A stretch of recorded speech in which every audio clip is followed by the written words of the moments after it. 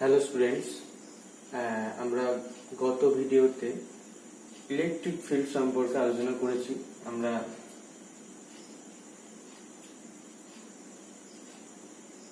এই আলোচনাটাকে এগিয়ে নিয়ে যাব। তো ইলেকট্রিক ফিল্ড সম্পর্কে আমরা যেটা শিখেছি তার জিস্ট করলে কেমন দাঁড়ায়।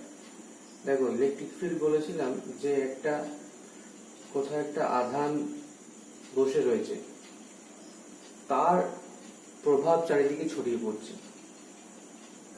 সেটা কিসের মাধ্যমে প্রকাশ করছি? ইলেকট্রিক ফিল্ডের মাধ্যমে, তাই তো? সেটা আমরা ইলেকট্রিক ফিল্ডের মাধ্যমে প্রকাশ করছি।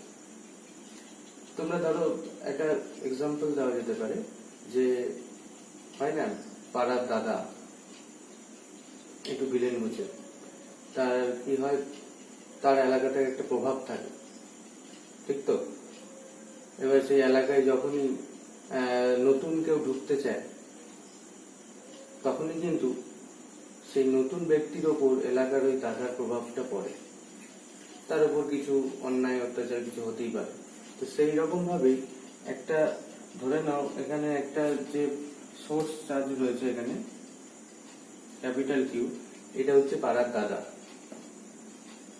এবার এর হচ্ছে গোটা এলাকাতেই প্রভাব আছে, অর্থাৎ এর কিন্তু তার চারিদিকে ইলেকট্রিক ফিল্ড ছড়িয়ে রেখেছে।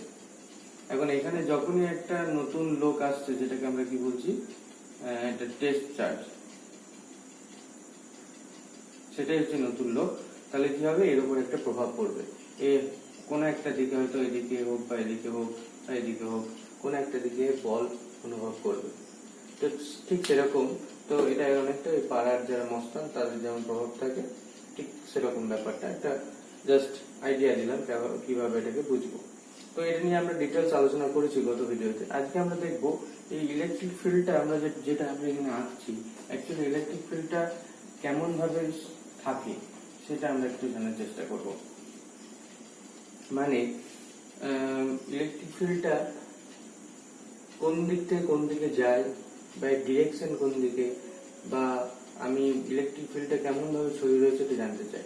দেখো, আমি সুশোভন কর্মকার, তো শুধু সুশোভন কর্মকার নামটা জানলেই তোমাদের হয় না, সেই ব্যক্তিটার ছবি তোমাকে দেখতে হয় বা মুখটা দেখতে হয় তোমাদেরকে, তবে সেটা সেই ব্যক্তি সম্পর্কে তোমাদের একটা আইডিয়া আছে, ঠিক কিনা? তো সেরকম ভাবে কোন একটা রাশি বা নতুন জিনিস শিখলাম, তো সেটা শুধু শুনলাম, মুখস্থ করলাম বললে কিন্তু তার মাথাতে কিন্তু তার প্রভাব বেশি দিন থাকে না। তো কি করে প্রভাবটা তার বেশি দিন থাকবে না, সেটাকে আমাকে কি করতে হবে, শুধু শুনলে হবে না, তাকে দেখতে হবে। অর্থাৎ ইলেকট্রিক ফিল্ড শুধু শুনলাম আমরা গত ভিডিওতে, এটা এই হয়, এটা এই করলে এই হয়, but we have to visualize it. কিভাবে ভিজুয়ালাইজ করবো? অর্থাৎ আমাকে একটা কোনো ছবি আঁকতে হবে বা ডায়াগ্রাম আঁকতে হবে যে ইলেকট্রিক ফিল্ড এরকম, তবে কিন্তু আমার মাথায় জিনিসটা কাঁদবে এবং অনেকদিন মনে থাকবে। তো আমরা এখানে ঠিক ইলেকট্রিক ফিল্ডকে ভিজুয়ালাইজ করতে চাইছি। তো ধরো আমার এখানে একটা এরকম সোর্স চার্জ রয়েছে ক্যাপিটাল কিউ, তাহলে এর জন্য ধরো একটা টেস্ট চার্জ আমি এখানে নিয়ে এলাম, সাপোজ ধরো এখানে নিয়ে এলাম, তো দেখা গেল এইদিকে বল অনুভব করলো, সাপোজ এখানে চলে গেল।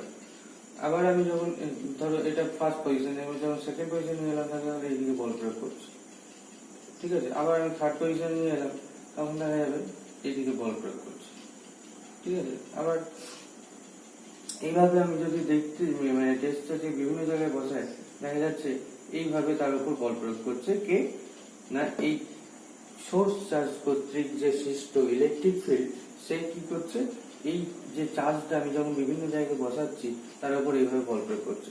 তার মানে আমি এখানে ভাবতেই পারি যে এই জায়গাটাতে চার্জটা বসিয়েছি বলে বুঝতে পারলাম।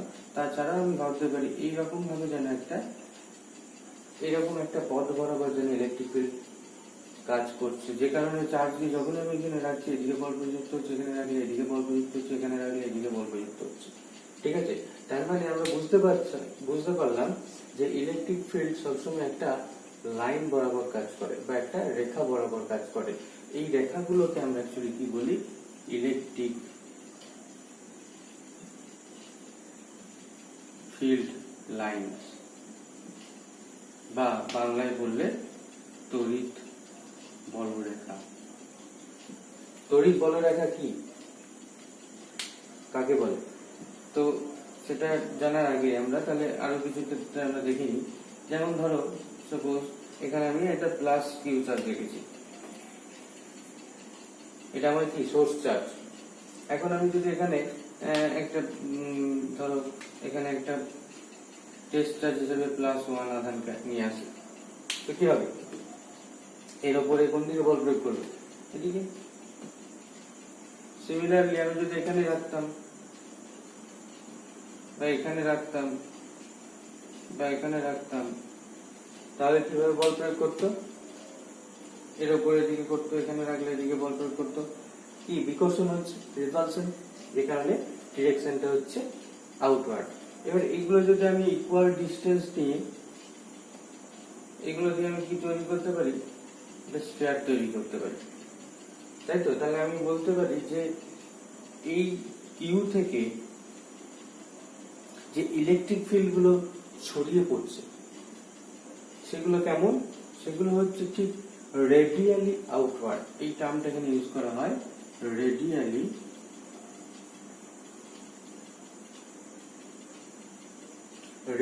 আউটওয়ার্ড হচ্ছে এই ইলেকট্রিক ফিল্ডটা প্লাস কিউ থেকে ছড়িয়ে পড়ছে। রেডিয়ালি আউটওয়ার্ড বলতে এই দেখো মানে ব্যাসার্ধ বরাবর লম্ব হবে।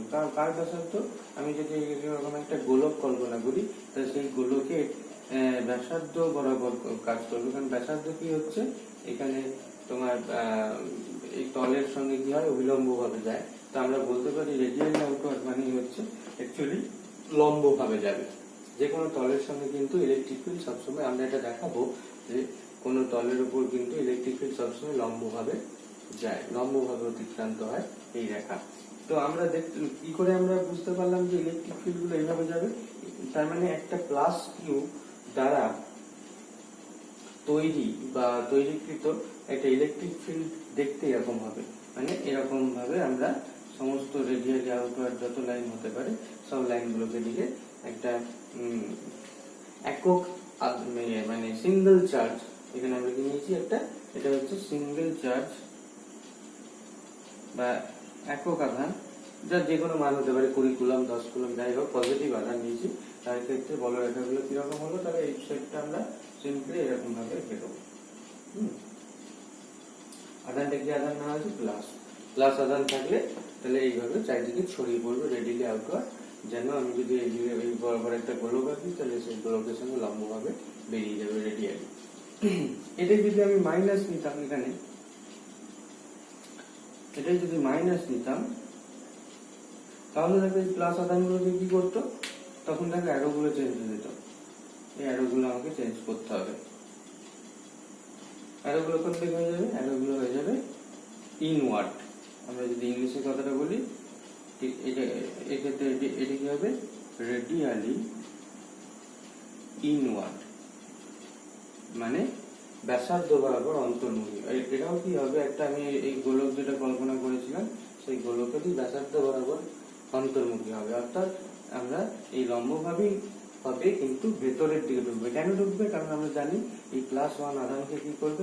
-q আকর্ষণ করবে। তাহলে এর উপর +1 এর উপর যে একটা বল প্রয়োগ করবে, তড়িৎ বল, আমরা তো শিখেছি যে তড়িৎ ক্ষেত্র প্রাবল্য বা ইলেকট্রিক ফিল্ড যেটাকে আমরা ই বলি, সেই ই কিন্তু এক প্রকার বল, একক আধানের উপর প্রযুক্ত বল। তাহলে এর উপর যে বল, এটা তো একক আধানে আমি নিয়েছি, ঠিক কি না? এটা কি নিয়েছি? একক আধান। ইলেকট্রিক ফিল্ড মানে আমরা কি জানি? F/Q। তার মানে এটা কি হচ্ছে? একক আধানের উপর প্রযুক্ত বল। তাহলে একক আধানের উপর প্রযুক্ত বল মানে এগুলো। তাহলে ডিরেকশন কি পেলাম? মাইনাসের ক্ষেত্রে ডিরেকশন হবে এরকম, ইলেকট্রিক ফিল্ড এইভাবে কাজ করবে। ঠিক আছে? তাহলে এই যে চার্জ গুলো আমরা নিলাম সিঙ্গেল চার্জ, এবং এই চার্জ গুলোকে আমরা কি বলবো? Point charge. তাহলে এতক্ষণ ধরে যেটা আমরা করলাম যে পয়েন্ট চার্জের জন্য ইলেকট্রিক ফিল্ড, কেমন হয়? সেটা যদি পজিটিভ হয় তাহলে রেডিয়ালি আউটওয়ার্ড, ব্যাসার্ধ বরাবর বহির্মুখী। যদি এটা নেগেটিভ হয় তাহলে রেডিয়ালি ইনওয়ার্ড বা ব্যাসার্ধ বরাবর অন্তর্মুখী। যদি এটা পয়েন্ট চার্জ না হয়ে সাপোজ এটা এটা লাইন চার্জ হতো। সাপোজ এরকম একটা লাইন চার্জ, মানে একটা টিউব লাইট যেমন একটা লাইন সোর্স অফ লাইট বলতে পারি, সেরকম এখানে ধরো এই পুরো রেখা বরাবর সাপোজ পজিটিভ আধান আছে। তো তার মানে এটা কি হচ্ছে, এটা কিন্তু পয়েন্ট চার্জ নয়, এটা ডিস্ট্রিবিউশন অফ চার্জ। আমরা দেখেছি ডিস্ট্রিবিউশন অফ চার্জের জন্য ইলেকট্রিক ফিল্ড বা ফোর্স কি হয়। তো এই ক্ষেত্রে কি বলছে, ধরো আমি এখানে আমরা ধরে নিতে পারি যে এখানে একটা আধান রয়েছে, এখানে একটা আধান রয়েছে, এখানে একটা আধান রয়েছে, এখানে। এই আধানের জন্য কি হবে, এর জন্য রেডিয়াল আউটওয়ার্ড হবে, এটা একটা দিক, এটা একটা লম্ব দিক, বা এদিকে একটা লম্ব দিক। সিমিলারলি এই আধানটার জন্য তাই হবে। তাহলে এইভাবে আমি প্রত্যেকটা আধানের জন্য দেখবো রেডিয়ালি আউটওয়ার্ড, মানে আমি যদি এই লাইন চার্জটাকে কয়েকটা পয়েন্ট চার্জে ভাগ করে নিই, তাহলে প্রত্যেক পয়েন্ট চার্জের জন্য রেডিয়ালি আউটওয়ার্ড হবে। এবং আলটিমেটলি দেখবো, তোমরা অনেকটা দেখেছো না, বোতল ওয়াশিং ব্রাশ, বোতল ওয়াশিং ব্রাশ যেমন হয়, এরকম বোতল ওয়াশিং ব্রাশে কি থাকে, চারিদিকে যে আঁশগুলো বেরিয়ে থাকে। তো সেই রকম অনেকটা ভেবে নিতে পারো বোতল ওয়াশিং ব্রাশের ক্ষেত্রে যে আঁশগুলো যে চারিদিকে লম্বভাবে বেরিয়ে থাকে, তো আমরা ভাবতে পারি তড়িৎ ক্ষেত্র বাহুগুলো ঠিক সেইভাবে, বা লাইন অফ ফোর্স যেটা পাচ্ছে তড়িৎ বলরেখাটাও ঠিক সেইভাবে বেরিয়ে রয়েছে। আর যদি আমি এটা তাহলে এটা কার ক্ষেত্রে করলাম, এটা হচ্ছে তাহলে এই তড়িৎ বলরেখাটা কার জন্য আঁকলাম, এটা তো পয়েন্ট চার্জ বা বিন্দু উৎসের জন্য এঁকেছিলাম, এটা হচ্ছে রৈখিক উৎস। রৈখিক আধান, ঠিক আছে, বা আমরা বলতে পারি যে একটা লাইন চার্জের জন্য। আরেকটা হতে পারে ধরো প্লেট চার্জ, মানে এখানে কি আধানটা কিভাবে রয়েছে, ক্ষেত্র বরাবর ছড়িয়ে রয়েছে, পজিটিভ আধান আছে। তাহলে এর ক্ষেত্রে বলরেখাগুলো কেমন হবে, এর ক্ষেত্রে বলরেখা কেমন হবে বলছে, এর ক্ষেত্রে বলরেখা হবে, দেখো এর জন্য হবে একদম লম্ব বরাবর, এটা হচ্ছে পিছন দিক। তার মানে আবার যদি এরকম একটা পাত থাকে, ধরো একটা কোনো পরিবাহী পাত, যাতে আমি পুরোটাতেই চার্জ দিই, তাহলে তার উপর বলরেখাগুলো কি হবে, সামনের দিকটা যদি দেখি বলরেখাগুলো এইভাবে বেরোবে, ঠিক লম্বভাবে, পিছন দিকেও কিন্তু এইভাবে বেরোবে, কারণ চার্জটা দুদিকেই কিন্তু ডিস্ট্রিবিউটেড আছে, এদিকেও চার্জ রয়েছে, এদিকেও চার্জ রয়েছে, তাই এদিকে বেরোচ্ছে, আর এর ক্ষেত্রে এদিকে বেরোবে। তাহলে এইভাবে বলরেখা পাবো। এটা একটা ক্ষেত্র আধান, বা এটা কি বলবো, ক্ষেত্র আধান, এটা থিন প্লেটের জন্য, or a thin plate। তাহলে এগুলো সবই গেল, এটা হলো, এই দুটো হচ্ছে কি ডিস্ট্রিবিউশন অফ চার্জ।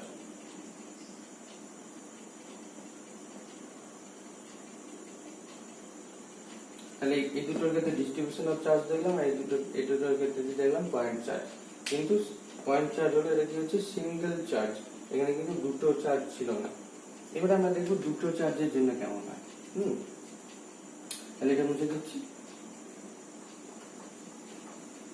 সাপোজ দুটো চার্জ বলতে আমার এখানে একটা পজিটিভ রয়েছে, এখানে একটা পজিটিভ রয়েছে, দুটো চার্জ রয়েছে। তাহলে দুটো চার্জ থাকলে কি হবে, দেখো এও কিন্তু রেডিয়ালি আউটওয়ার্ড ছড়িয়েছে, এও কিন্তু রেডিয়ালি আউটওয়ার্ড ছড়িয়েছে। এখন ঘটনা হচ্ছে, দেখো আমি যদি এখানে একটা টেস্ট চার্জ রাখি, প্রথমে এদিকে যাচ্ছিল, এরপর ধরো এদিকে যেত, ঠিক আছে, কিন্তু এতদূর আসার পরে কি হচ্ছে, এই কিন্তু এর অ্যাকশনেও চলে আসছে। তার মানে একটা পয়েন্ট চার্জ কখনোই একরকম ইলেকট্রিক ফিল্ড অনুভব করে না, এই যেতে যেতে যেতে কিন্তু ভিন্ন ইলেকট্রিক ফিল্ড অনুভব করতেই পারে, কারণ এখানে একটা আধান নেই, এখানে একটা আধান, এখানে একটা আধান। তাহলে আমি যখন এখানে রয়েছি তখন এর প্রভাব বেশি পাচ্ছি, যদি যখন এখানে চলে গেছি দুটোরই প্রভাব পাচ্ছি, আবার যদি এদিকে থাকি আমি, তাহলে এর প্রভাব বেশি পাবো। তাহলে বুঝতে পারছো যে ইলেকট্রিক ফিল্ড সব জায়গায় একই রকম না হতে পারে। আমি যদি ভাবি এই স্পেসে এখানে একটা চার্জ আছে, এখানে একটা চার্জ আছে, এখানে একটা চার্জ আছে, এবং আমি আমার টেস্ট চার্জ থেকে এইভাবে নিয়ে আসছি, এই টেস্ট চার্জের উপর এও বল প্রয়োগ করছে, এও বল প্রয়োগ করছে, এও বল প্রয়োগ করছে, তাহলে এই তিনটে লব্ধি বা রেজাল্টেন্ট যেদিকে হবে সেদিকে কিন্তু মুভ করবে চার্জটা। বা ইলেকট্রিক ফিল্ড সেদিকে হবে। তো সিমিলারলি এখানে দুটো চার্জ রয়েছে, এটার ফলে দেখো এ কিন্তু এইদিকে যেতে চাইছিল, কিন্তু এ আবার কি হবে, এদিকে বিকর্ষণ করবে। তাহলে আলটিমেটলি যেটা হবে যে আমরা এই রেখাটা কেমন আঁকি, এইদিকে যেতে যেতে কিন্তু এদিকে ঘুরে যেতে হলো বাধ্য হয়ে, আবার এও কিন্তু এদিকে যেতে যেতে এদিকে বাধ্য হয়ে ঘুরে গেল। সিমিলারলি যদি আমি এখান থেকে টেস্ট চার্জ শুরু করতাম +1টা, তাহলে প্রথমে এদিকে যাচ্ছিল, কিন্তু এই পর্যন্ত যাওয়ার পর এর বিকর্ষণে পড়ে যায়, বিকর্ষণে পড়ার ফলে এদিকে বাঁকে যেতে হয়। এই ক্ষেত্রেও তাই আমরা বলবো এইভাবে বেঁকে যেতে হয়। তাহলে এইভাবে আমি কয়েকটা লাইন দেখিয়ে দিতে পারি। ঠিক আছে, এই ক্ষেত্রেও তাই আমি আরো দুটো লাইন দেখিয়ে দিলাম।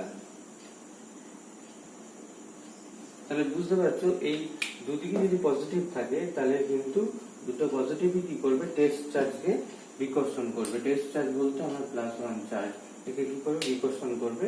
তাই এই যাওয়ার রাস্তা এদিকে ছিল কিন্তু এদিকে বেঁকে যাবে, বা এদিক থেকে এসে এদিকে যাওয়ার কথা ছিল কিন্তু এদিকে ঘুরে যেতে বাধ্য হবে।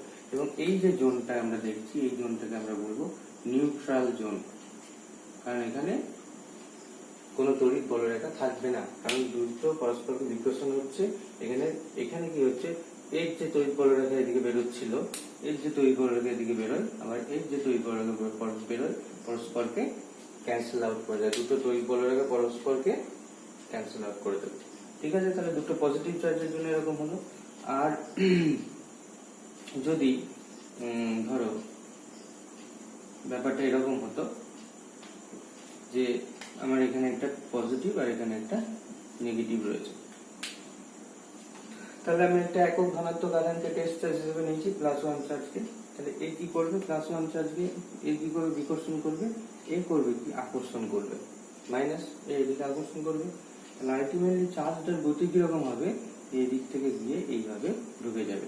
সিমিলারলি যদি +1টাকে যদি এই দিক থেকে শুরু করতাম, তাহলে এইরকম ভাবে গিয়ে এদিকে ঢুকে যেত। তাহলে দেখো চার্জের যদি গতি আমরা দেখি, এটা টেস্ট চার্জের গতি সবসময় পজিটিভ থেকে শুরু হয়ে নেগেটিভে গিয়ে শেষ হচ্ছে। মানে পজিটিভ যেহেতু বিকর্ষণ করছে তাই গতি এদিকে শুরু হচ্ছে, এবং নেগেটিভ আকর্ষণ করছে বলে ওখানে গিয়ে শেষ হচ্ছে।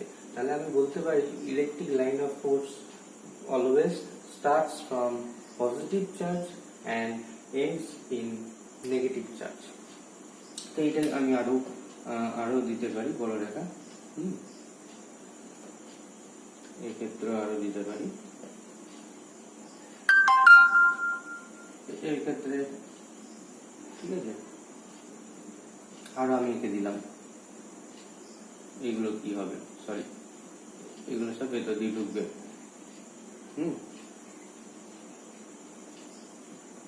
এরকম। তাহলে দেখো আমরা প্রথমে সিঙ্গেল চার্জের জন্য পড়লাম, তারপর ডিস্ট্রিবিউশন অফ চার্জের জন্য পড়লাম, তারপর মাল্টিপল চার্জের জন্য পড়লাম। 3 রকম ক্ষেত্রে লাইন অফ ফোর্স কেমন হবে দেখলাম। মাল্টিপল চার্জের জন্য দেখছি দুটো পজিটিভ থাকলে এরকম হবে, পজিটিভ নেগেটিভ থাকলে এরকম হবে। এখন আরেকটা ক্ষেত্রে আমরা দেখে নেব লাইন অফ ফোর্স। যদি ধরো এখানে একটা এই যে পাতের কথা বলছিলাম, এরকম একটা সমতল পাত আছে, এটা পজিটিভলি চার্জ এবং ইকুয়ালি ডিস্ট্রিবিউটেড। সিমিলারলি এর প্যারালাল আমি একটা পাত নিয়েছি যাতে নেগেটিভ চার্জ আছে। তাহলে এদের ক্ষেত্রে কি হবে, আমি যদি এখানে +1 আধান রাখি, তাহলে সে কি করবে, এদিক থেকে বিকর্ষিত হয়ে এদিকে চলে আসবে। এখানে যদি রাখতাম এদিকে বিকর্ষিত হয়ে চলে আসতো, এখানে চলে আসতো।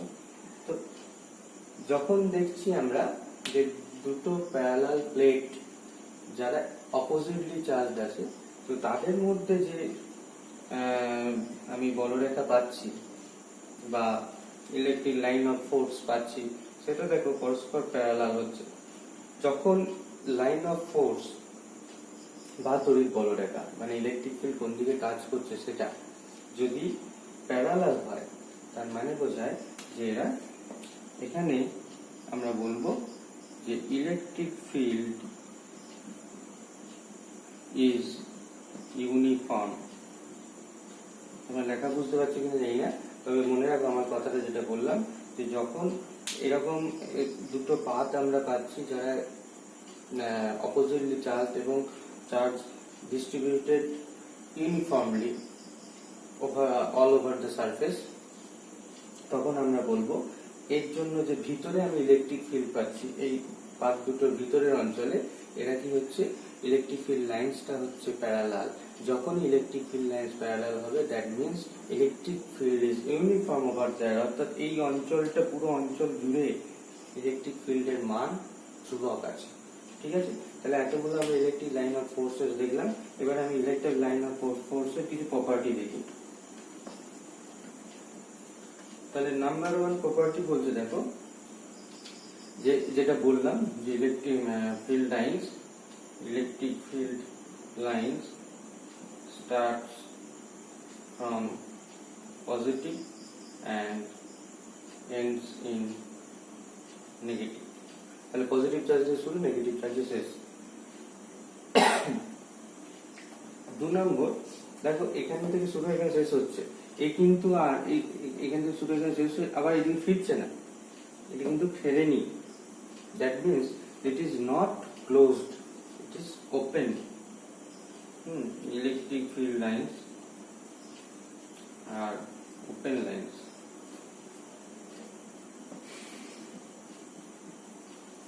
3 নাম্বার হচ্ছে, বলছে যে এই যে আমি দেখো এতগুলো বলরেখা এঁকেছি, কোথাও কিন্তু এই 1 নম্বর বলরেখা 2 নম্বর বলরেখাকে কিন্তু ছেদ করেনি, অর্থাৎ 1 আর 2 কখনোই পরস্পরকে ইন্টারসেক্ট করবে না। অর্থাৎ ইলেকট্রিক ফিল্ড লাইন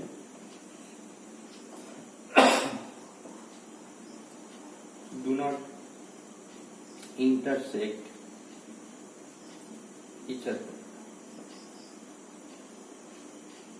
পরস্পরকে ইন্টারসেক্ট করে না। ঠিক আছে, 4 নম্বর পয়েন্ট আমরা দেখো কেন করে না, তার কারণটা আমরা 4 নম্বর পয়েন্টে পেয়ে যাব। 4 নম্বর পয়েন্ট প্রপার্টিজ আমরা লিখছি এখানে। ঠিক আছে, properties of electric field lines. তাই 4 নম্বর পয়েন্ট আমরা পেয়ে যাব যে দেখো যে at any point of EF lines, the tangent gives the direction of E. That means যে আমি এই ইলেকট্রিক ফিল্ড লাইন্সের যদি কোনো একটা পয়েন্ট নিই, সাপোজ আমরা লাল কালি ইউজ করি, এখানে একটা পয়েন্ট নিলাম, আমি জানতে চাইছি এই পয়েন্টটা, এটা কোনো একটা আরবিটারি পয়েন্ট, সেই পয়েন্টে ইলেকট্রিক ফিল্ড কোন দিকে কাজ করছে। দেখো এই বলরেখার এই বিন্দুতে স্পর্শ কোন দিকে হয়, এদিকে। তুমি যে স্পর্শ কি হচ্ছে ইলেকট্রিক ফিল্ডের ডিরেকশন। সাপোজ তুমি এই বিন্দুতে চাইছো, কোন দিকে কাজ করছে, এদিকে। তাহলে এটা কিন্তু সবসময় মনে রাখবে, একটা ইলেকট্রিক ফিল্ড লাইন্সে স্পর্শক বরাবর কি কাজ করে, electric field. The direction of electric field is along the tangent বরাবর। তার যদি পরিষ্কার করে আঁকা হয়, এই জায়গাটায় আমরা দেখাতে পারি যে সাপোজ এটা পজিটিভ, এটা নেগেটিভ, তাহলে এই যে এখানে আমরা বলতে পারি যে আমি যদি এই পয়েন্টে ইলেকট্রিক ফিল্ড চাই, তাহলে কি হচ্ছে এর ট্যানজেন্ট বরাবর, মানে স্পর্শক বরাবর। যদি এই পয়েন্ট ইলেকট্রিক ফিল্ড কোন দিকে, তাহলে ইলেকট্রিক ফিল্ড বরাবর।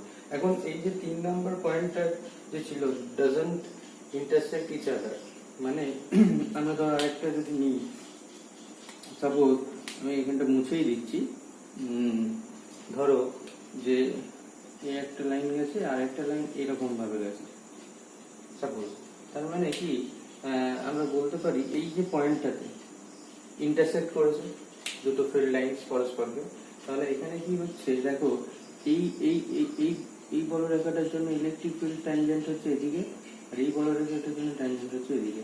তাহলে এইদিকে E1 আর E2, অর্থাৎ আমি একটা কোনো পার্টিকুলার পয়েন্টে দুটো ইলেকট্রিক ফিল্ডের ডিরেকশন পাচ্ছি, দ্যাট ইজ ইম্পসিবল। একটা পার্টিকুলার পয়েন্টে কোনো টেস্ট চার্জ রাখা থাকলে তার উপর হতে পারে যে অনেকগুলো চার্জ একসঙ্গে বল প্রয়োগ করছে বা ইলেকট্রিক ফিল্ড প্রয়োগ করছে, that is Y there will be a resultant electric field, but it doesn't mean that there are two electric field directions। তার মানে সেখানে একটা মাত্র ইলেকট্রিক ফিল্ড পাবো, সেটা কোনটা, লব্ধিটা পাবো। যদি অনেকগুলো আধান থাকে, যদি একটা আধান থাকে তার জন্য একটা ইলেকট্রিক ফিল্ড পাবো। কিন্তু একটা পয়েন্টে সবসময় আমি একটাই ইলেকট্রিক ফিল্ড পাবো, কখনো দুটো ইলেকট্রিক ফিল্ডে ডিরেকশন পেতে পারি না।